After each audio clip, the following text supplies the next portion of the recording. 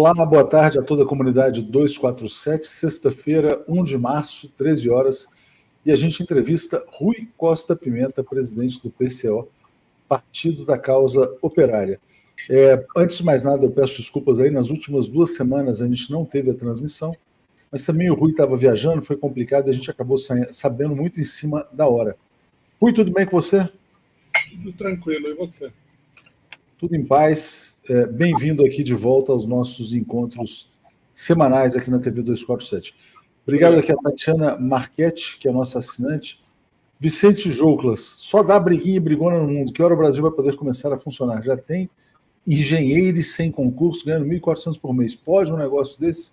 Obrigado aqui a Helena Rosa, assinante também. Obrigado a todos. Bom, Rui, você esteve fora, você andou viajando. Explica aí para o pessoal por onde você andou na semana passada, retrasada, enfim. Nós fizemos uma viagem ao Catar, né, com o propósito de nos encontrar lá com a direção do Hamas, a direção política, logicamente, esclarecer, né? Porque o braço armado do Hamas está todo na faixa de Gaza. Nós fizemos aí várias conversas, né? Fomos hipotecar a solidariedade, a luta da Palestina, e, ao mesmo tempo, nós explicamos para eles que um dos nossos propósitos era trazer a versão deles sobre o que está acontecendo e o que aconteceu no dia 7 de outubro. Porque no Brasil, a imprensa pró-imperialista fez uma campanha de calúnias gigantesca deles, né?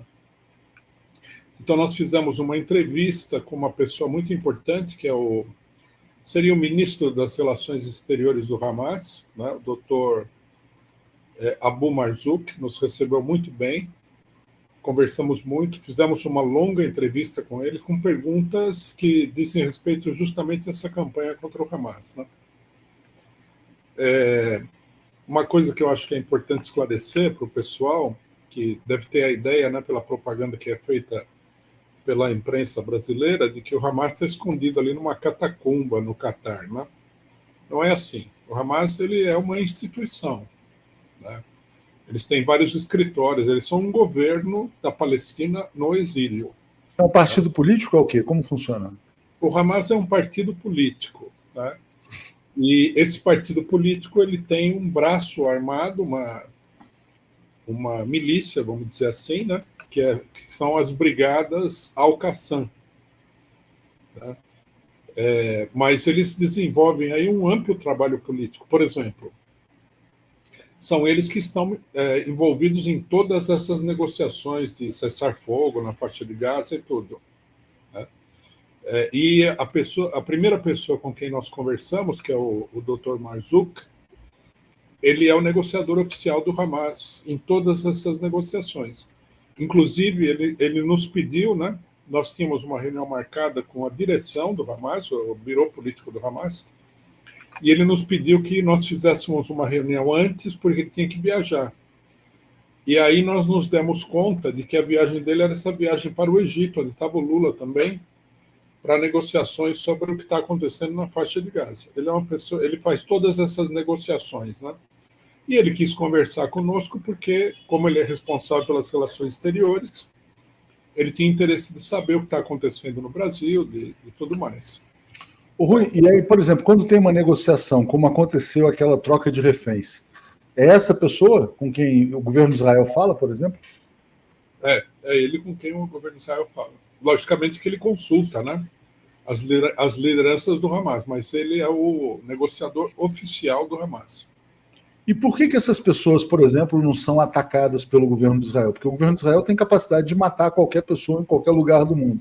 Porque se Israel está nessa guerra santa contra o terror, etc. e tal, por que eles não eliminam as lideranças do Hamas no Catar?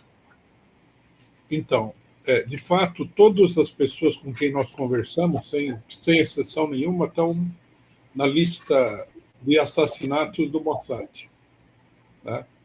Por que eles não são atacados no Catar? Porque os Estados Unidos impõem um veto a atentados do governo israelense no Catar. E por quê?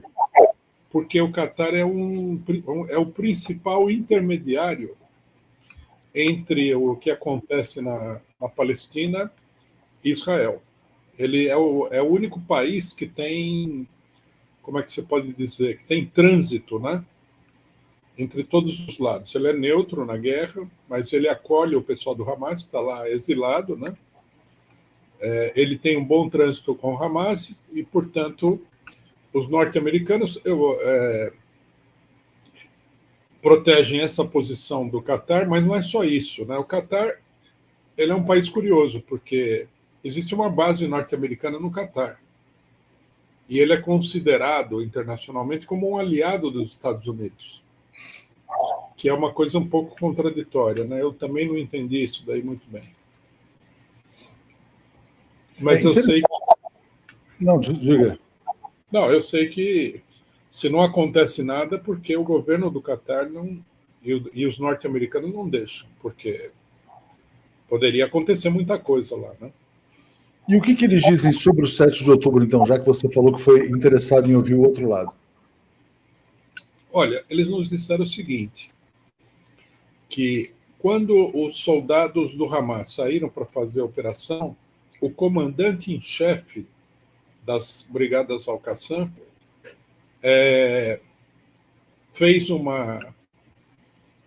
deu uma ordem, né, verbalmente e por escrito para eles, dizendo o seguinte: não é para atacar os civis, né, não é para prejudicar ninguém, mulheres, crianças.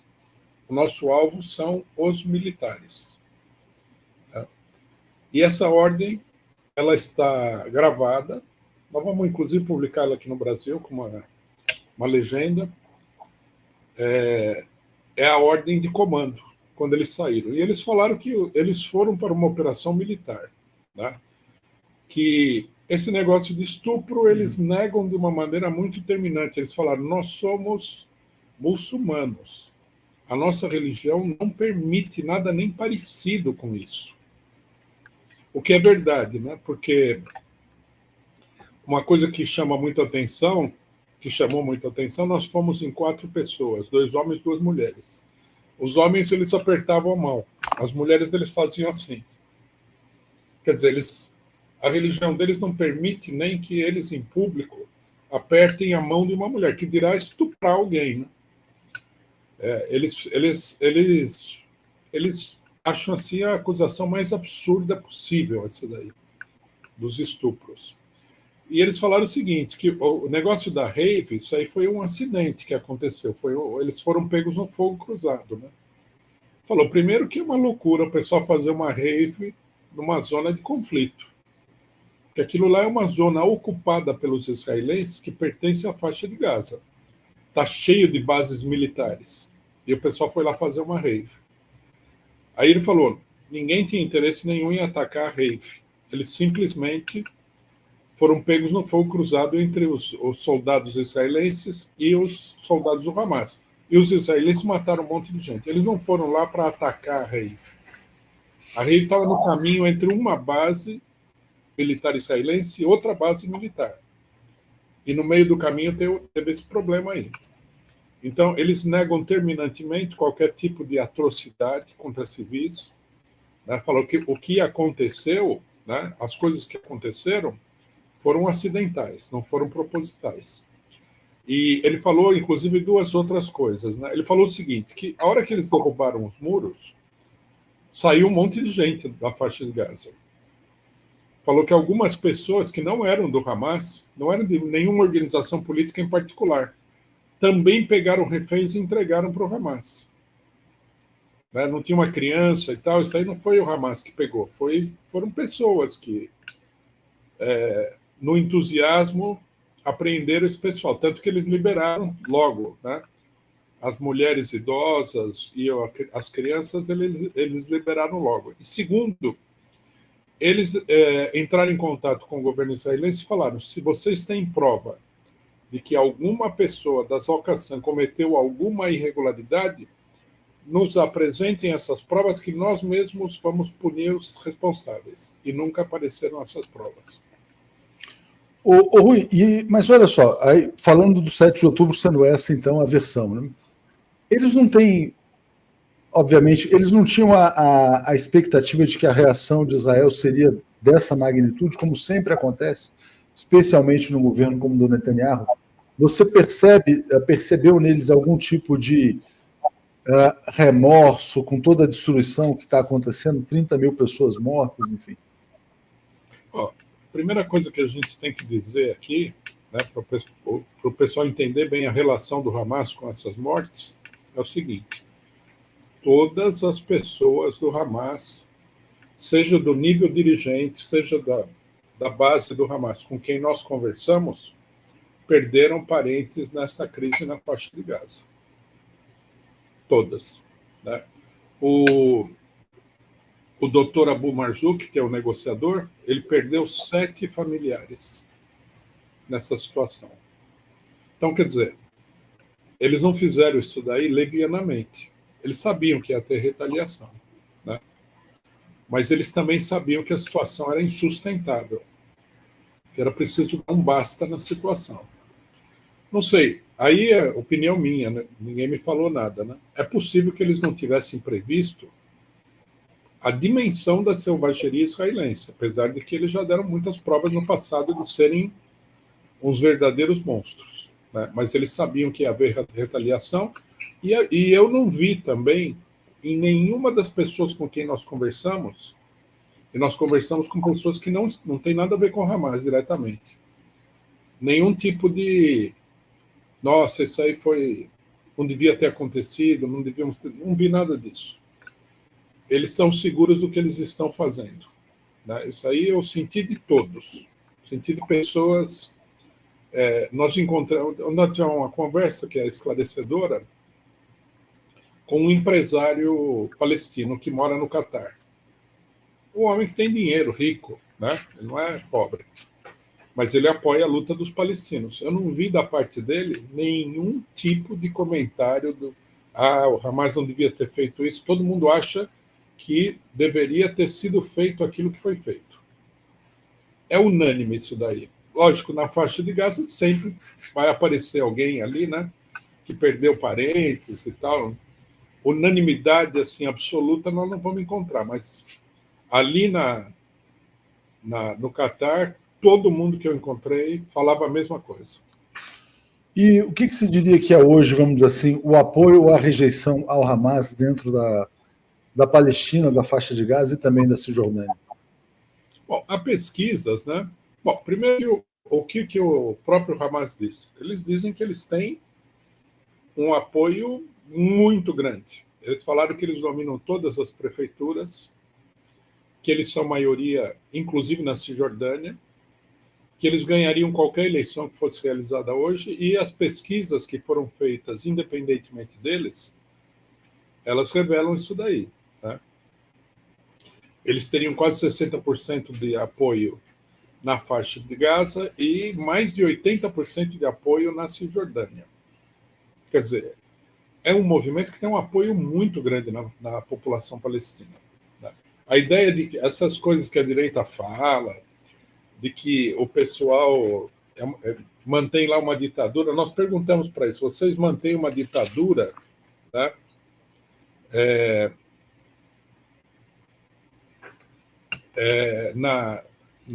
na faixa de Gaza? Eles se riram disso daí, né? Eles têm um amplo apoio. As pesquisas todas, desde o começo, têm mostrado que o apoio ao Hamas cresceu tanto na faixa de Gaza como na Cisjordânia. Mesmo com toda a destruição. Mesmo com toda a destruição. Eles vislumbram. Diga, não, eu vou te fazer uma pergunta e você acrescenta, Rui. Eles vislumbram algum fim para essa guerra, esse conflito, o genocídio? Olha, eles estão buscando, como objetivo, logicamente, eles têm a libertação da Palestina, né? Eles gostariam de estabelecer um Estado independente, laico, democrático na Palestina, que abrigasse tanto os palestinos como os judeus. Eles foram muito explícitos a respeito disso. Eu acredito, né, por uma série de indicações da situação política internacional, que eles aceitariam provisoriamente uma solução de 2 estados baseado nas fronteiras de 1967, que é quando, na guerra, Israel se apoderou da faixa de Gaza que estava no controle do Egito e da Cisjordânia que estava no controle da Jordânia. Mas essa é a minha opinião, eles não me falaram nada disso. Agora, o que eles procuram, do ponto de vista imediato, é acabar com o bloqueio criminoso de Gaza e os assentamentos na Cisjordânia. Porque há uma violência inacreditável de Israel contra os palestinos. Né? O pessoal pensa que estava todo mundo feliz e aí houve a operação do Hamas no dia 7 de outubro. Não é assim. Os palestinos estavam sofrendo uma violência muito grande, né? Porque senão também eles não teriam feito essa operação desse jeito.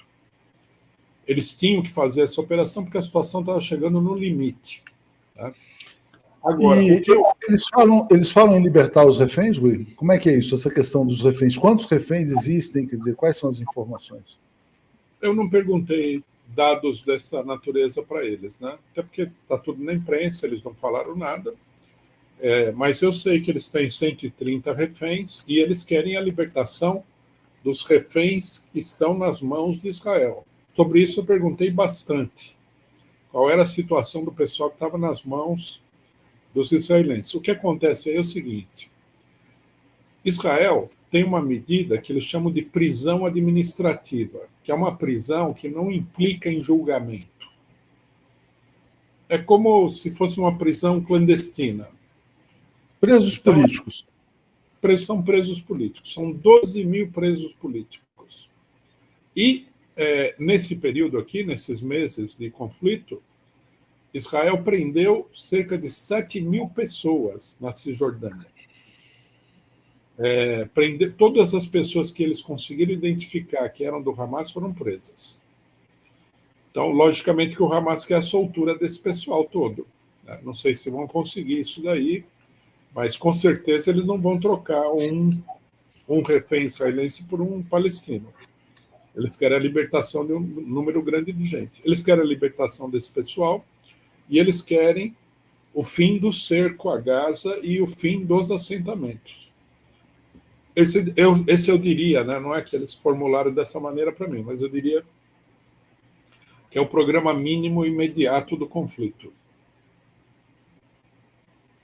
Entendo. E vem cá, e eles têm, quando a gente fala assim, sobre a questão eles têm, por exemplo, uma disposição de negociar com o governo de Israel? Seria trocar os reféns pelos 12 mil presos políticos? Quer dizer, o que eles colocam na mesa? Mais ou menos seria isso. Não só eles têm disposição, como eles efetivamente negociam. Nós estamos vendo o conflito, mas, obviamente, nos bastidores tem muita negociação. Eles, por exemplo, no Egito teve negociação através de intermediários, não sei se os israelenses participaram diretamente, não sei como é que se dá exatamente a negociação, porque nós fizemos, inclusive, questão de não perguntar detalhes para eles, né, que é uma coisa inconveniente.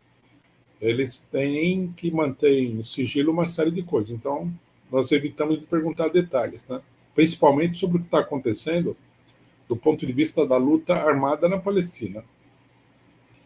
É uma coisa que nós não vamos revelar e eles também não iriam falar, mas nós não perguntamos. Mas eu sei que eles negociam bastante, inclusive.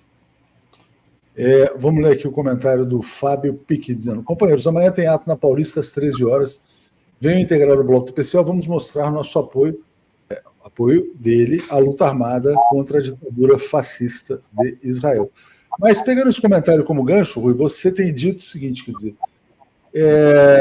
que, óbvio, todo mundo se revolta contra o genocídio, etc. e tal, mas você faz questão de apoiar este grupo porque ele seria o único grupo, na sua visão, que efetivamente luta contra a opressão. Os outros só falam. Por que você diz isso, Rui? Olha, é uma coisa muito clara, né? Todo mundo Você vê, cresceu muito a opinião no Brasil a favor dos palestinos. Todo mundo quer ver a Palestina livre. Então, a pergunta que nós temos que fazer é como? Quem vai conseguir esse resultado? A ONU, está absolutamente claro que a ONU é impotente no que diz respeito a Israel. Os Estados Unidos não são a favor dos palestinos. Pelos Estados Unidos, os palestinos seriam ou mortos ou expulsos da Palestina. Os Estados Árabes vão lutar em defesa dos palestinos, até agora não fizeram nada. Né? Quem atua é o Hezbollah, né? São os Houthis do Iêmen, né?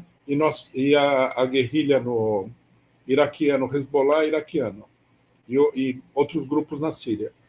Então, quer dizer, se os palestinos vão ser liberados, eles vão ser liberados pela luta dos próprios palestinos. E quem está conduzindo essa luta é o Hamas.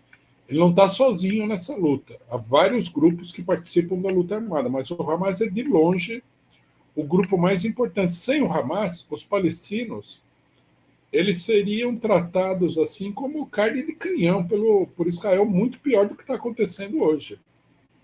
Né? O Hamas é a única barreira.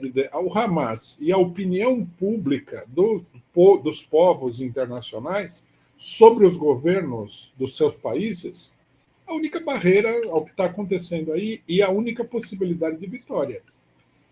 Então, nós temos que apoiar.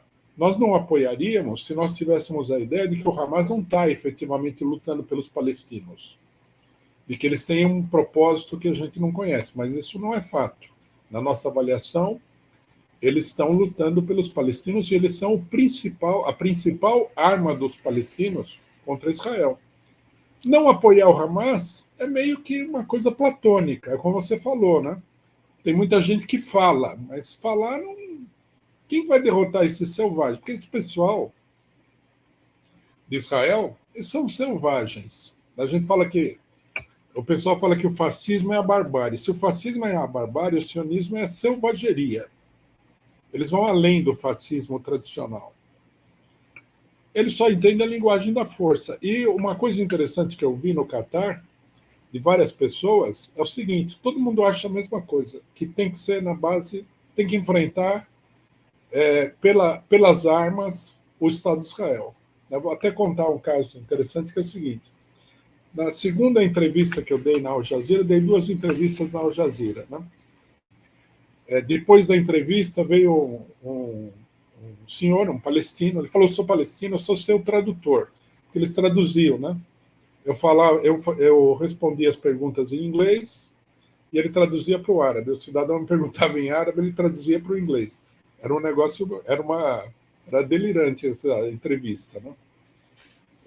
Inclusive ele falava inglês com um sotaque bem acentuado árabe. Ele falou: sou seu tradutor e tal, veio me cumprimentar, muito bem, gostei das suas posições e tal. E ele falou o seguinte: ele é um jornalista, ele não é do Hamas, ele não é nada. Ele falou: isso daí vem acontecendo há décadas. Todo mundo já viu isso daí. Depois dos acordos de Oslo, tudo fracassou tudo. Falou: a única solução aqui é pela força, que é o que eu tinha falado na entrevista, né? Eu acho que isso daí, é um consenso na Palestina, entre os palestinos. Um consenso assim, né? A maioria pensa assim. E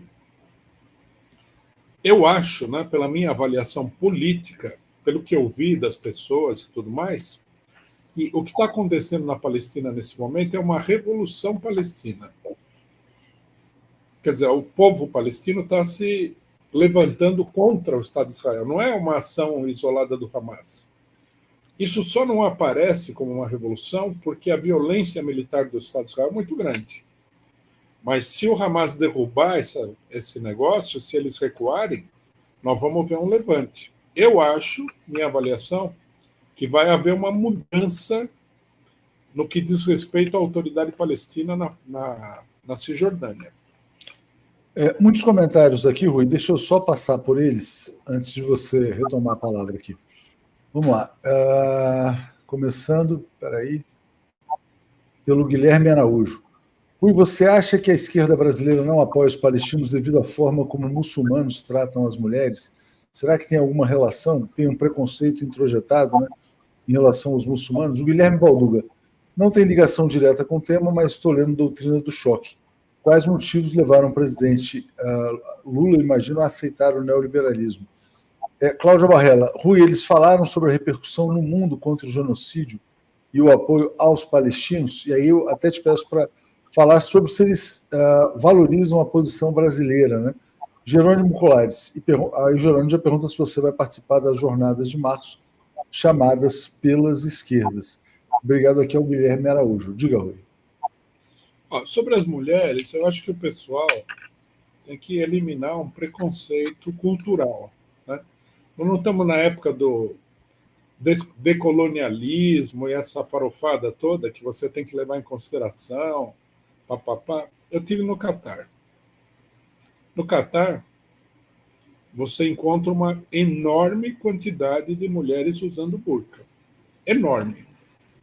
Todo lugar que você vai, você encontra mulheres de burca. Né?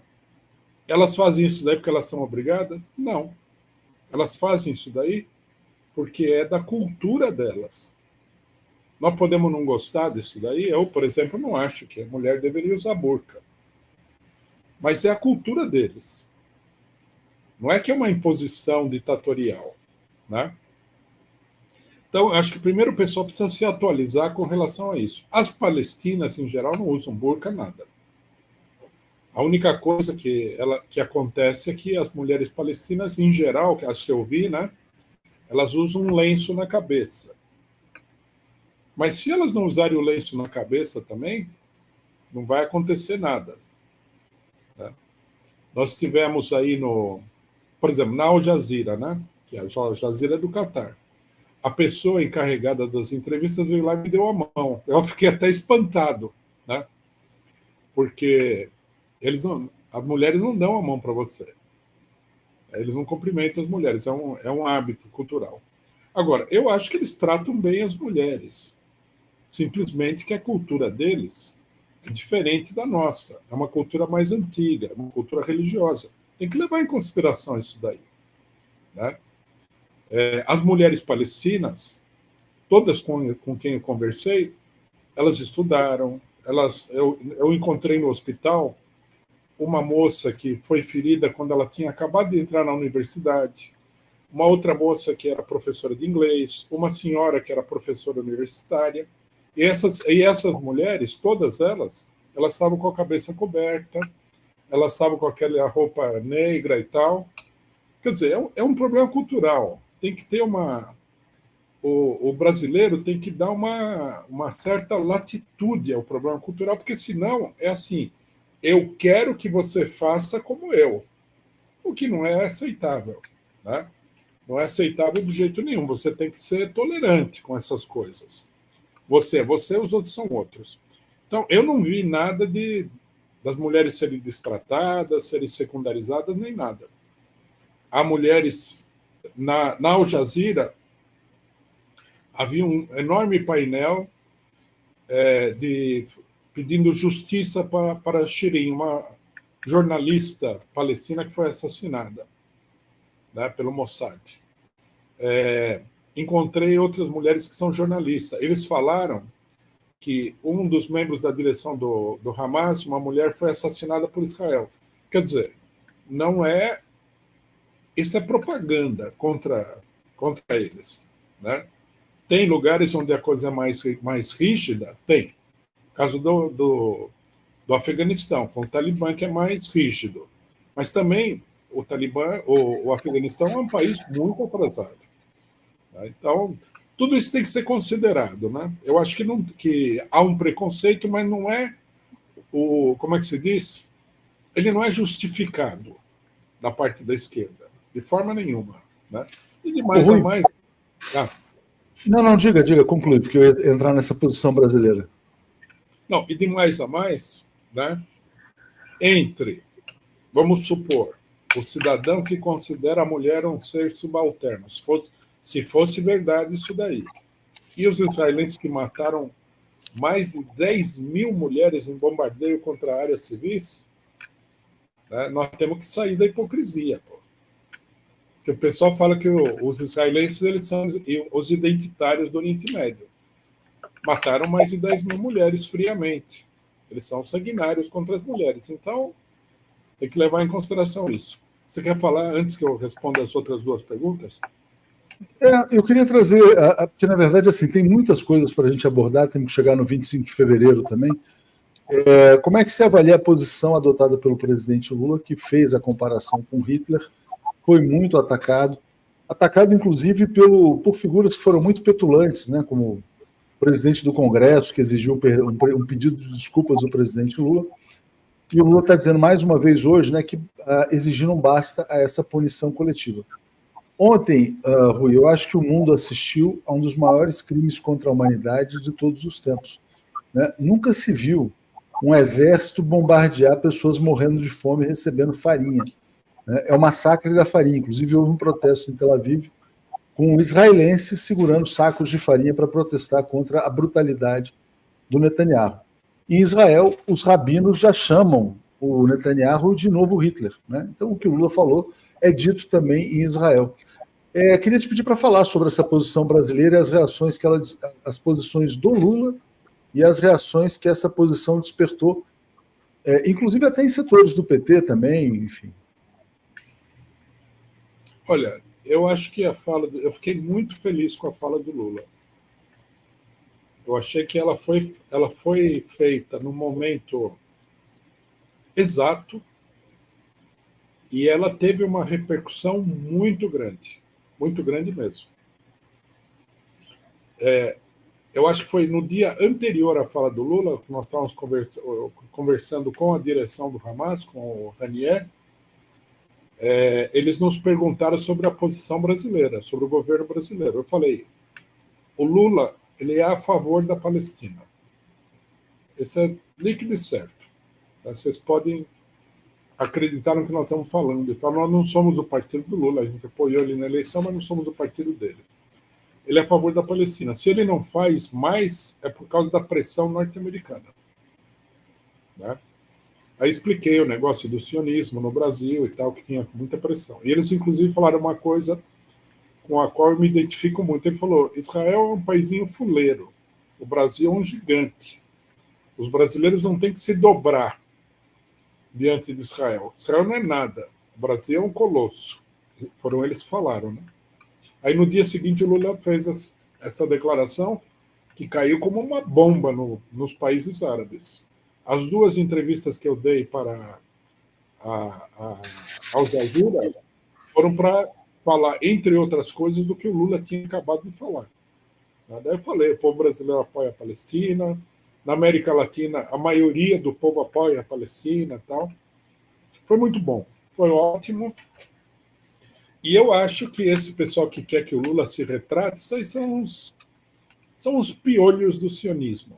Né? Eu não tenho outra maneira de descrever o negócio.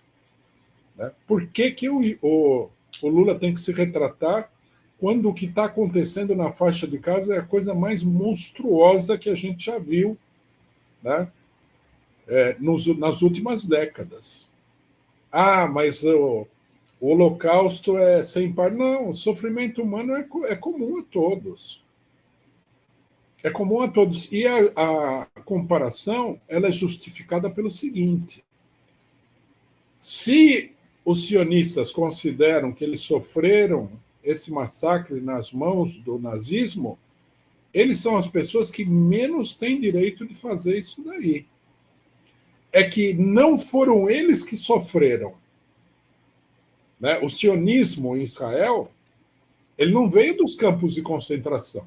Não, e o que os palestinos têm a ver com isso também? Né? Se fosse uma lei da vingança, o que um palestino tem a ver com isso? Você apanha de um e bate no outro? Então, quer dizer, qual é a lógica? Não, e está certo, tem que comparar, tem que esfregar na cara do sionista que eles vivem explorando o Holocausto e eles fazem a mesma coisa. Eu vi a fala do Jacques Wagner, uma porcaria. Vi outras pessoas aí, o Pacheco, o Barroso. É uma vergonha isso. O pessoal não tem vergonha de tentar ocultar o crime monstruoso que está acontecendo na faixa de Gaza. Então, Rui, mas ontem com o evento desse massacre lá da farinha, né? Será que essas pessoas vão mudar de posição? Será que o sionismo vai ser derrotado pela sua própria brutalidade? Eu acho que sim. Né? Você vê, né? Saiu uma pesquisa que fala que 30% só da população brasileira apoia Israel. Eu acho, né? Aqui eu queria até fazer um apelo. É preciso levar adiante essa campanha, participar dos atos, distribuir panfleto, pregar cartaz, fazer eventos para denunciar o que está acontecendo em Israel, porque isso daí vai erodir a base bolsonarista. O PT é cego, não compreendeu esse fato. Nós falamos isso desde o começo. A melhor oportunidade para combater o bolsonarismo é Israel, porque isso é uma monstruosidade. Tem que chegar nos evangélicos e falar o seguinte: você é seguidor do homem que falou que todos os homens devem se amar, todos os homens são irmãos, que se você apanhar na face direita, você tem que dar a face esquerda. Se você é seguidor desse homem, você não pode apoiar o que está acontecendo na faixa de Gaza. Mas aí eles vêm com a história do Velho Testamento, que no Velho Testamento já não é mais Jesus Cristo, é coisa do Vingador, já é Davi. Né? Tanto que o Malafaia, tem muita gente falando sobre isso, a religião evangélica já não tem mais nada a ver com Jesus Cristo. Agora é uma coisa do Deus Vingador que vai matar não sei quantos povos. Tem até a ver com as coisas, com os planos do Netanyahu para a Palestina, Rui. E aí as pessoas dizem, não, mas está na Bíblia, então, está na Bíblia, no Velho Testamento, já não é mais o Novo Testamento. Então, só que acontece o seguinte, eles dizem que são cristãos. E Jesus disse o seguinte,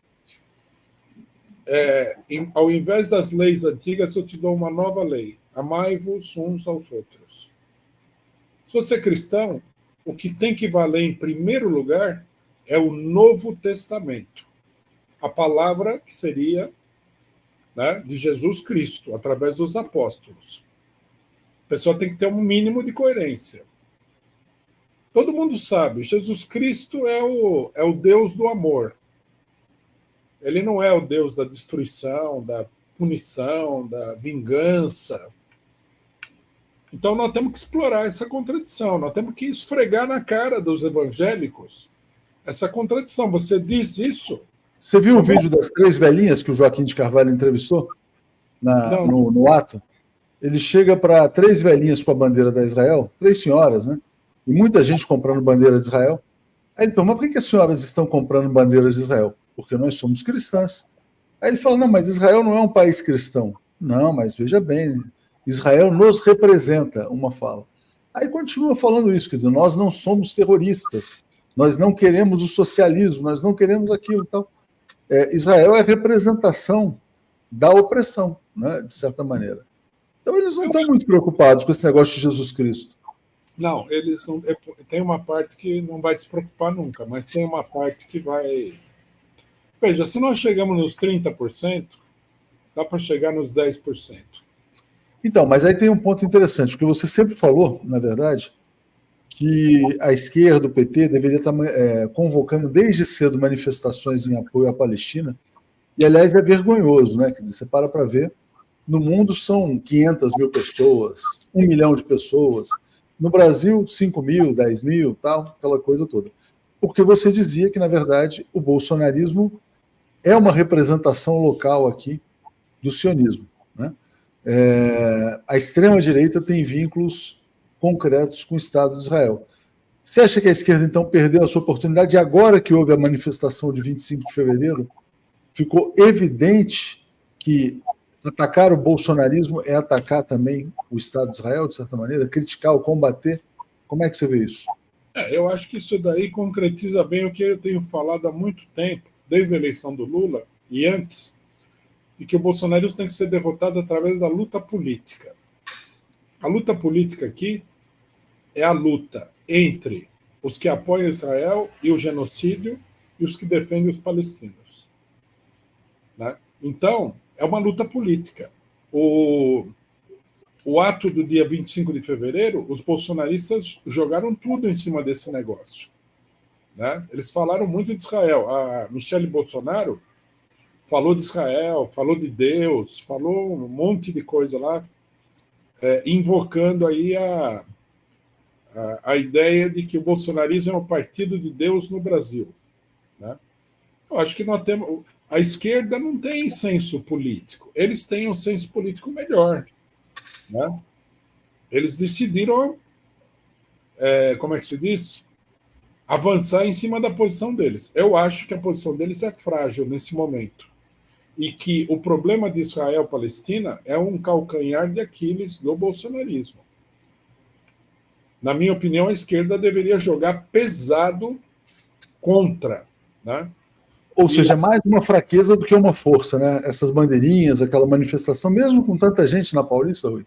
É uma fraqueza ideológica. O bolsonarismo mostrou força, mas o Israel é uma fraqueza ideológica que a gente deveria saber aproveitar. Porque é monstruoso, é um banho de sangue, é criminoso. Eu não acho que no Brasil tem 30% de pessoas criminosas nesse nível. Mas será que tem 30% de pessoas? As pessoas têm a informação quando se olha, por exemplo, a Rede Globo. Todo mundo está vendo como a Rede Globo apoia o genocídio. Isso é um consenso nas redes sociais. Mas muita gente se informa pela Rede Globo. Sim, ainda. Não, sem dúvida, mas aí é que está. O papel da esquerda é travar essa luta, levar a informação, mostrar, apresentar provas do que está acontecendo, né? Desmentir as mentiras do Netanyahu sobre o dia 7 de outubro, mostrar que tudo isso é monstruoso, mostrar que eles não têm a menor legitimidade em fazer tudo isso, que os palestinos estão sofrendo nas mãos do imperialismo do sionismo há 100 anos. Essa é a luta política. Eu acho que você acha que... Não, diga, desculpa, você ia concluir. Essa é a luta política? Se a gente se empenhar, nós vamos sair vitoriosos. Nós já estamos vitoriosos, vamos ser mais vitoriosos ainda.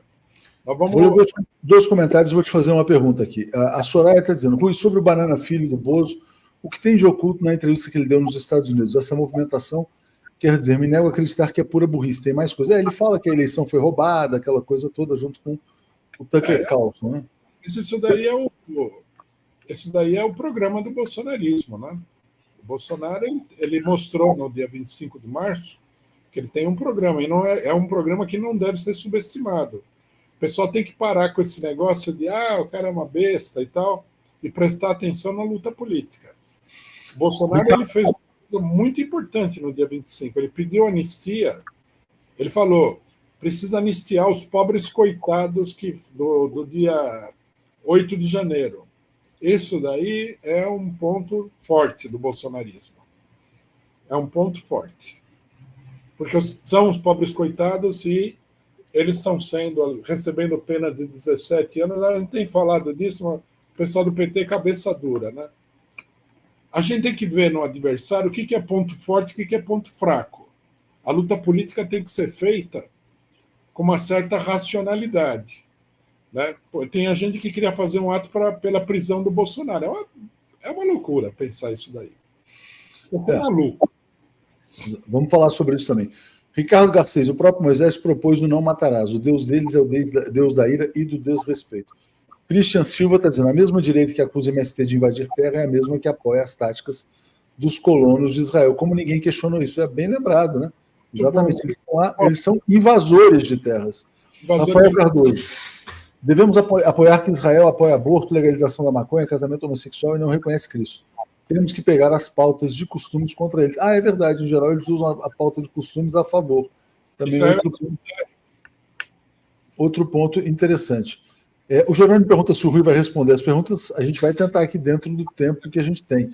A Rinalda, os líderes neopentecostais são bancados por judeus sionistas que usam o povo brasileiro para defender Israel. Aqui eu acho que tem um ponto muito interessante. Quando a gente olha Malafaia, que organizou tudo isso, Rui, você acha que o governo Lula, em vez de conciliar com os evangélicos, agora ele tem que partir para o enfrentamento com essas religiões que, na verdade, são braços do imperialismo no Brasil, braços da dominação para levar a população para um projeto antinacional e neoliberal? E se você olhar o seguinte, quer dizer, por que você tem pobres que votam no Bolsonaro? Muitas vezes porque eles são capturados por essas religiões. E aí você vê muitas vezes o governo tentando, não, mas veja bem, vamos tentar dialogar, convencer. Como é que você vê essa questão do neopentecostalismo? Eu acho que tem que haver uma luta, mas a luta tem que ser uma luta travada com sabedoria. Primeira coisa que é uma regra nessa luta sobre a questão religiosa é o seguinte: a religião das pessoas tem que ser respeitada. Você não pode sair por aí enxovalhando a religião do outro. Você quer perder o debate? Você faz isso daí. Até porque é uma posição antidemocrática. Tem que respeitar as crenças das pessoas. Eu não sou neopentecostal, não sou cristão, não sou protestante, não sou católico, não sou nem religioso, sou ateu. Mas eu sou favorável a respeitar. Segundo, nós devemos trabalhar o quê? As contradições. Como essa contradição, por exemplo. Né? A questão de que eles são contra o MST, mas apoiam invasores de terra. Invasores de terra de gente pobre. Que eles não estão invadindo o latifúndio lá na Cisjordânia. Estão invadindo a casa do cidadão. Estão roubando a casa do cidadão. Então, tem que pegar essas contradições. Cristianismo, Cristo é o Deus do amor. Jamais passaria pela cabeça de qualquer pessoa que acredita seriamente no cristianismo apoiar isso que está acontecendo na Palestina. Então, teria que lutar aí. Outra coisa, o Bolsonaro falou no ato, e eu acho que o PT devia estudar bem o que foi falado no ato. Bolsonaro falou assim: o Lula dava uma Bolsa Família de 190, fui eu que levei para R$600. É verdade isso daí. Tudo bem, tem uma história por detrás. Tem a pandemia por trás. Sem isso, ele teria até acabado, mas enfim, se não tivesse havido. Tem toda uma história, mas o que ele falou é fato. Então, como combater isso daí? Não adianta você chegar e falar assim: mas o Bolsonaro teria acabado com isso, que eu concordo com você, eu acho que ele acabaria com isso em outras circunstâncias. Você tem que ter um programa social que seja melhor do que o dele. Porque isso daí, como é que você vai travar essa luta? Nós falamos desde o começo. O pessoal do PT estabeleceu o Bolsa Família, etc. e tal, e pronto. Não, tem que ter outras coisas de grande impacto sobre a população. Então, quer dizer, a luta ela tem que ser travada, né, de uma maneira correta. Ela tem que ser travada. Eu não sou contra travar a luta contra não contra a igreja protestante, mas contra a ideologia política dessas igrejas, desses líderes protestantes, de alguma parte deles. Sou favorável a travar essa luta, mas com sabedoria. Não adianta achar que porque você falou, você tem razão. Isso aí é bobagem. Bolsonaro lotou a Paulista de gente. Também não adianta ficar discutindo quantas mil pessoas tinha lá. Foi uma das maiores manifestações que aconteceram na Paulista. Tem que levar tudo isso em consideração. Né? Tem que ser realista, não pode ser maluco.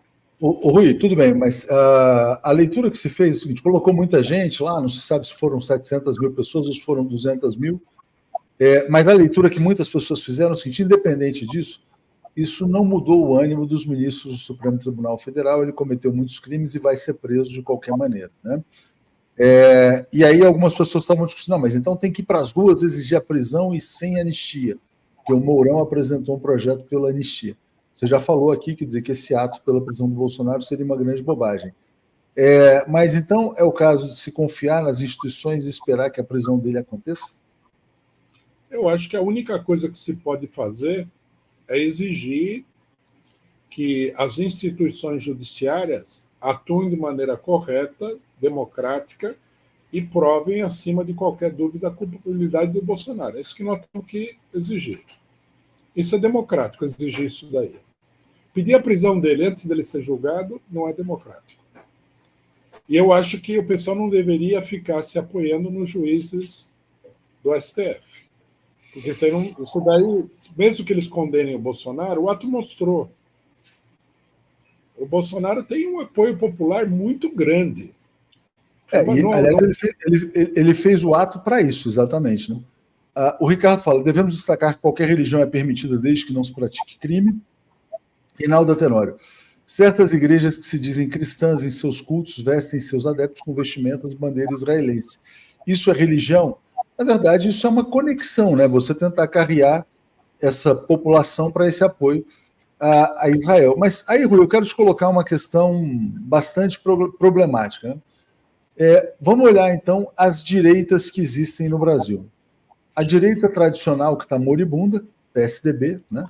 Está perto aí de passar o ponto, vamos dizer assim. E essa nova direita que é muito combativa, tal, que a gente viu na Paulista no fim de semana, né? Ao mesmo tempo, ela é muito, como é que eu diria? Ela é muito chocante, né? Quer dizer, para certos setores mais ilustrados aí da sociedade brasileira, porque ela chega a ponto de trazer uma Michelle dizendo que tem que misturar religião e política, porque ela quer colocar o Brasil numa situação anterior à Idade Média. Mas aí eu te pergunto, vamos pensar agora o neoliberal, o bilionário brasileiro que quer, na verdade, que os políticos trabalhem para ele. Porque todos os políticos da bancada evangélica apoiam o neoliberalismo. Não tem nenhum. Eu desafio qualquer pessoa a trazer, vamos dizer assim, um político da bancada evangélica que não vote com o neoliberalismo. Será que os bilionários brasileiros não estão pensando, olha, quer saber, ó, dane-se se é Michele, se não é Michele, se é Malafaia, se não é Malafaia, aquela coisa, não importa a cor do gato desde que ele casse o rato. Será que eles já não estão pensando assim? No sentido, olha, que se dane e vamos de direita de teocracia miliciana contra o trabalhismo no Brasil? Será que eles não estão fazendo essa conta, esse cálculo? Eu acho que sim, porque até na Argentina eles estão fazendo isso. Exatamente. O Milei é podre, é uma figura assim, quer dizer, inapresentável, mas é o que tem. É o que ganha a eleição, por exemplo. Ele é muito mais louco do que o Bolsonaro e os filhos dele. Vamos falar que é verdade. Eu acho que a única coisa que se coloca no caminho dessa junção que você falou é que as forças políticas ligadas ao imperialismo e ao grande capital brasileiro, que é associado com o imperialismo, elas têm medo de que o Bolsonaro adquira um poder excessivo. Porque uma coisa em que o Milei é diferente do Bolsonaro é que o Milei ele não tem força. Ele depende do macrismo para existir. Ele teve voto, mas ele não tem força. Né? O Bolsonaro não. O Bolsonaro tem força. O Bolsonaro tem uma força muito grande, tem força organizada, que a gente viu na Paulista. Tem os evangélicos. Só para esclarecer um pouco esse ponto, Rui, que algumas pessoas estão questionando, mas a direita não apoiou o Bolsonaro em 2018, é porque você olha, por exemplo, você tem setores da direita que querem derrotar o Bolsonaro para trazer uma nova direita, né? E tem setores da direita que estão pensando assim, pô, será que não é melhor ficar com esse cara mesmo e atacar o Alexandre de Moraes, por exemplo? Que é um movimento que a gente percebe também nos jornais. Não há dúvida de que esse movimento é perfeitamente possível e é uma tendência, inclusive. O que acontece com o Bolsonaro não é nenhum conflito visceral, não. O que acontece com o Bolsonaro é uma coisa que tem a ver com a conjuntura política. Eles colocaram o Bolsonaro no governo porque eles falaram o seguinte: o Bolsonaro é que nem o Milei. Ele tem voto, mas não tem base política, não tem força organizada. Mas eles perceberam que o Bolsonaro tem força organizada. Que o Congresso Nacional está sob o controle do Centrão, não está sob o controle da burguesia tradicional. Então, eles vêm procurando evitar que o Bolsonaro adquira muita força, porque uma vez que o Bolsonaro esteja instalado aí, com força total, vai ser muito difícil depois tirar ele daí. É a mesma coisa com o PT. Eles aceitaram o Lula porque eles achavam que o Lula não ia permanecer, mas devido à marcha da situação política, o PT ganhou 4 eleições seguidas e eles tiveram que derrubar o PT. Eles não querem nem o Lula e nem o Bolsonaro nessas condições. É por isso, Rui, que eles já estão tramando o mandato de 5 anos sem reeleição. Que aí você fica com controle total pelo Congresso, que é o controle do país pela burguesia, né? Eles precisariam diminuir a força do presidencialismo, porque o imperialismo e o grande capital não vão eleger nenhum presidente favorável a eles. Ou seja, então, a saída, vamos dizer assim, a terceira via pode ser o Rodrigo Pacheco nessa. Não a figura do Rodrigo Pacheco, mas essa proposta de acabar com os mandatos e acabar com a reeleição.